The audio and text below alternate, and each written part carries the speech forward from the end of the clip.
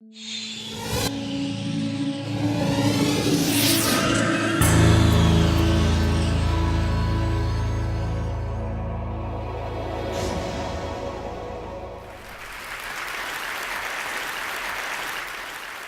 for any of us in this room today, let's start out by admitting we're lucky.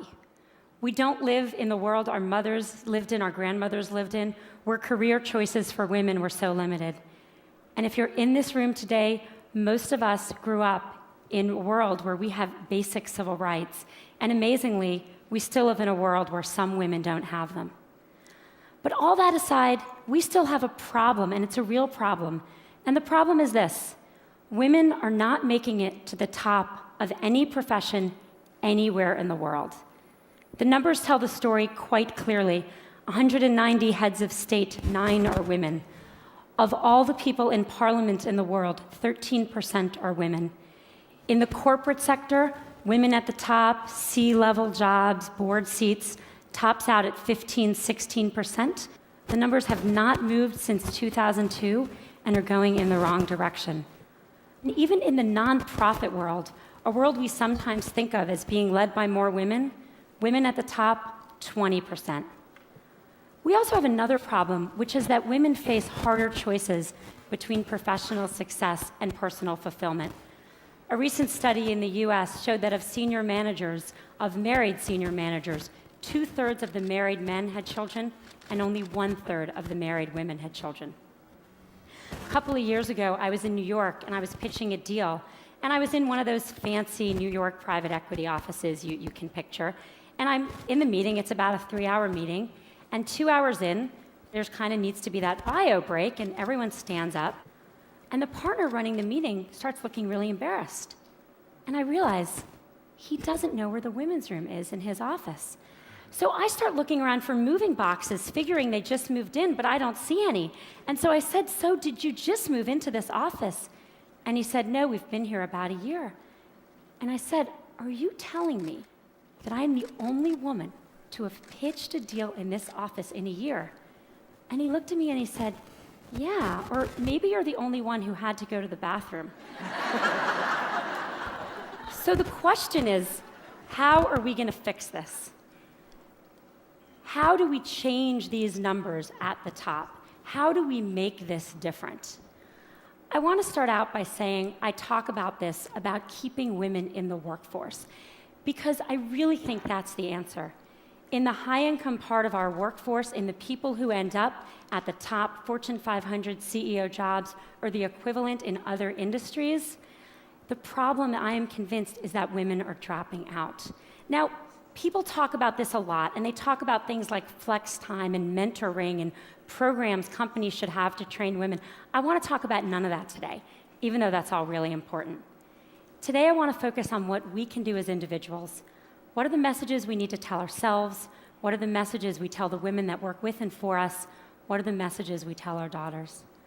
Now, at the outset, I want to be very clear that this speech comes with no judgments. I don't have the right answer. I don't even have it for myself. I left San Francisco, where I live, on Monday, and I was getting on the plane for this conference, and my daughter, who's 3, when I dropped her off at preschool, did that whole hugging the leg, crying, "Mommy, don't get on the plane" thing. This is hard. I feel guilty sometimes. I know no women, whether they're at home or whether they're in the workforce, that don't feel that sometimes. So I'm not saying that staying in the workforce is the right thing for everyone. My talk today is about what the messages are if you do want to stay in the workforce. And I think there are 3. 1, sit at the table. 2, make your partner a real partner. And 3, look at that, don't leave before you leave. Number 1, sit at the table. Just a couple weeks ago at Facebook, we hosted a very senior government official, and he came in to meet with senior execs from around Silicon Valley.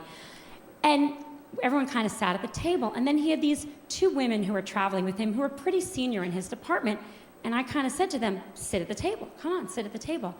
And they sat on the side of the room. When I was in college, my senior year, I took a course called European Intellectual History. Don't you love that kind of thing from college? Wish I could do that now.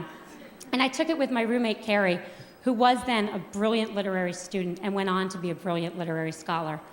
and my brother, smart guy, but a water polo playing pre-med who was a sophomore. The three of us take this class together.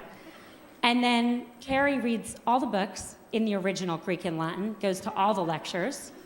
I read all the books in English and go to most of the lectures. My brother is kind of busy. He reads one book of 12 and goes to a couple of lectures, marches himself up to our room a couple days before the exam to get himself tutored. The three of us go to the exam together, and we sit down, and we study, sit there for 3 hours in our little blue notebooks. Yes, I'm that old. And we walk out, and we look at each other, and we say, how'd you do?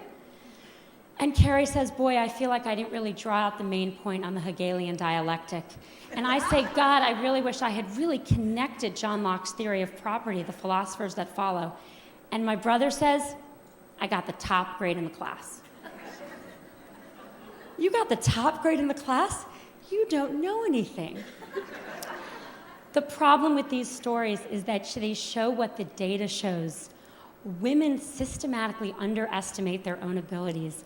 If you test men and women and you ask them questions on totally objective criteria like GPAs, men get it wrong slightly high and women get it wrong slightly low. Women do not negotiate for themselves in the workforce. A study in the last 2 years of people entering the workforce out of college showed that 57% of boys entering, or men, I guess, are negotiating their first salary, and only 7% of women. And most importantly, men attribute their success to themselves and women attribute it to other external factors. If you ask men why they did a good job, they'll say, I'm awesome. If you ask, obviously, why are you even asking? If you ask women why they did a good job, what they'll say is someone helped them, they got lucky, they worked really hard. Why does this matter?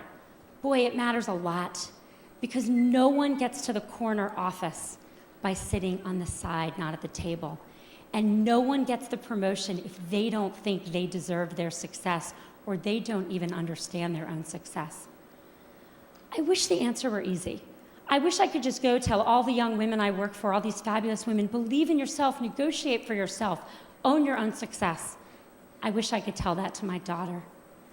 But it's not that simple, because what the data shows above all else is one thing, which is that success and likability are positively correlated for men and negatively correlated for women. And everyone's nodding because we all know this to be true. There's a really good study that shows this really well.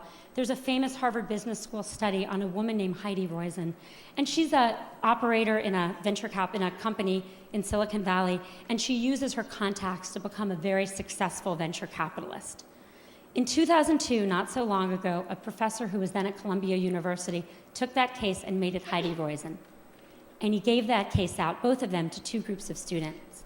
He changed exactly one word, Heidi to Howard, but that one word made a really big difference. He then surveyed the students, and the good news was the students, both men and women, thought Heidi and Howard were equally competent, and that's good. The bad news was that everyone liked Howard. He's a great guy. You want to work for him. You want to spend the day fishing with him. But Heidi, not so sure. She's a little out for herself. She's a little political. You're not sure you'd want to work for her. This is the complication.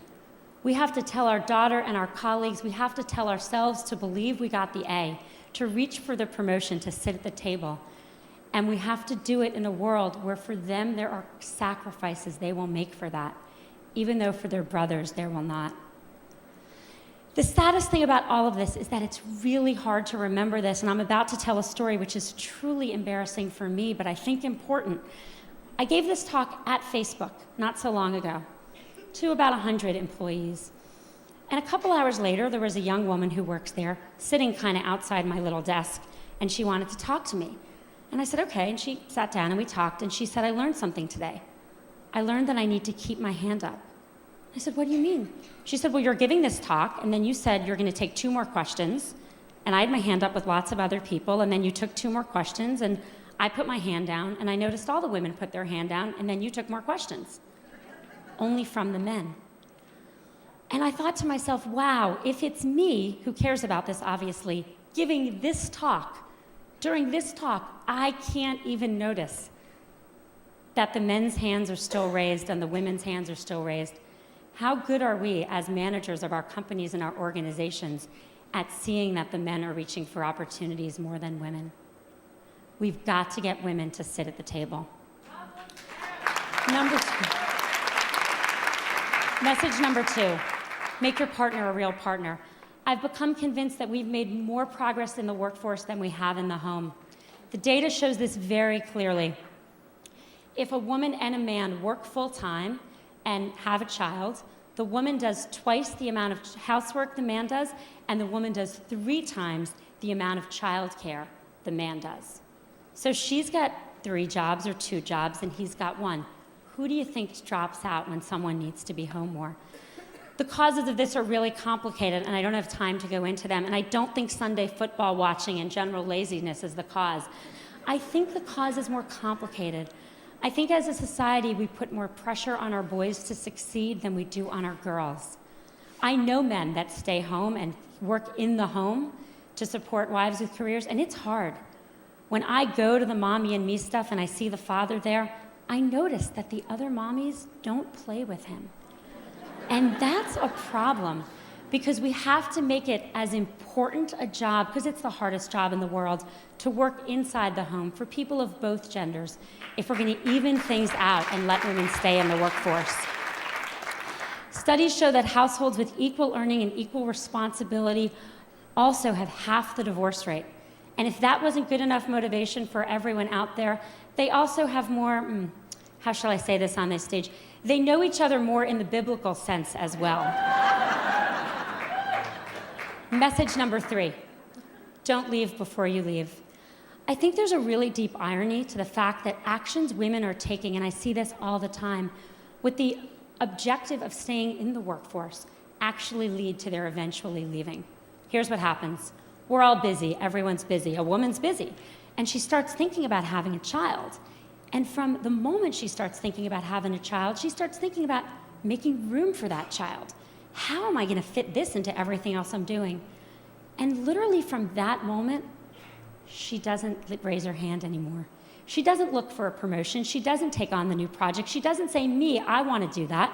She starts leaning back. The problem is that, let's say she got pregnant that day, 9 months of pregnancy, 3 months of maternity leave, 6 months to catch her breath. Fast forward 2 years, more often, and as I've seen it, women start thinking about this way earlier. When they get engaged, when they get married, when they start thinking about trying to have a child, which can take a long time. One woman came to see me about this, and I kind of looked at her. She looked a little young, and I said, so are you and your husband thinking about having a baby? And she said, oh, no, I'm not married. She didn't even have a boyfriend. I said, you're thinking about this just way too early. But the point is that what happens once you start kind of quietly leaning back? Everyone who's been through this, and I'm here to tell you, once you have a child at home, your job better be really good to go back, because it's hard to leave that kid at home. Your job needs to be challenging. It needs to be rewarding. You need to feel like you're making a difference.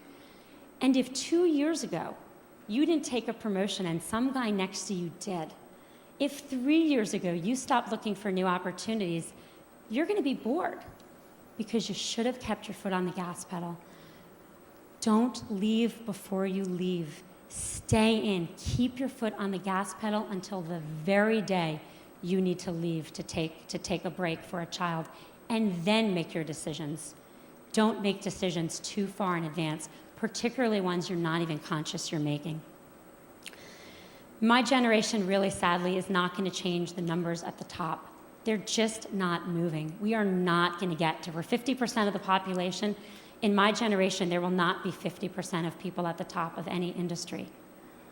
But I'm hopeful that future generations can. I think a world that was run where half of our countries and half of our companies were run by women would be a better world. And it's not just because people would know where the women's bathrooms are, even though that would be very helpful. I think it would be a better world. I have 2 children. I have a 5-year-old son and a 2-year-old daughter. I want my son to have a choice to contribute fully in the workforce or at home, and I want my daughter to have the choice to not just succeed, but to be liked for her accomplishments. Thank you.